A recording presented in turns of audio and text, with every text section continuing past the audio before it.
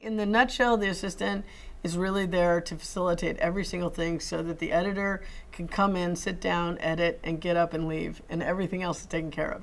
That doesn't always happen, but I think that that's a good goal to shoot for. It's definitely what I shot for when I was an assistant. But mostly the assistant brings in the dailies. In the older days, we had to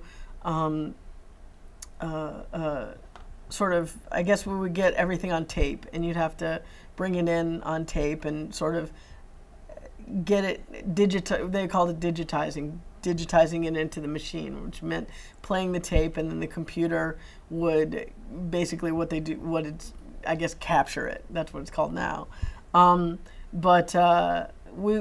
have to bring in all the dailies every morning, and it would probably be, between 2 and 4 hours worth of dailies in the morning, and then prepare them, make sure that they're in sync, and make sure that, say you got 5 different scenes, you want to organize them for the editor. And then you're responsible for sound effects and putting, in, sound effects and sometimes music. I didn't do a whole lot of music. Mostly the editors that I worked for want to do their own music.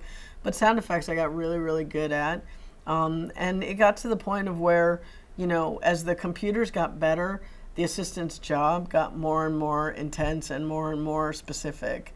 And so it used to be where you could just put in a couple phone rings and a door closed or something, and now they want it to sound like it's a totally mixed movie every time from the beginning, which is a huge job, and assistants have had to get very artistic and very knowledgeable. They've had to get, in any way they can, get a sound effects library, which is thousands and thousands of files of different things that you can never imagine that you'd ever, figure out names for. Like, my assistant the other day told me that there was a name for some kind of just sort of tone that comes up, and it's like sometimes with the scary movies where it's like ding.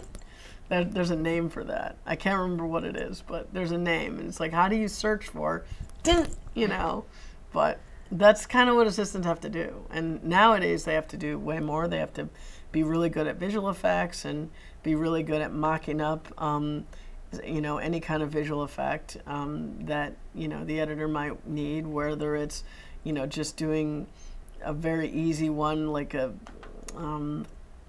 don't know, putting something, an image into a TV screen, which is very simple. And sometimes they have to really make a whole lot of magic.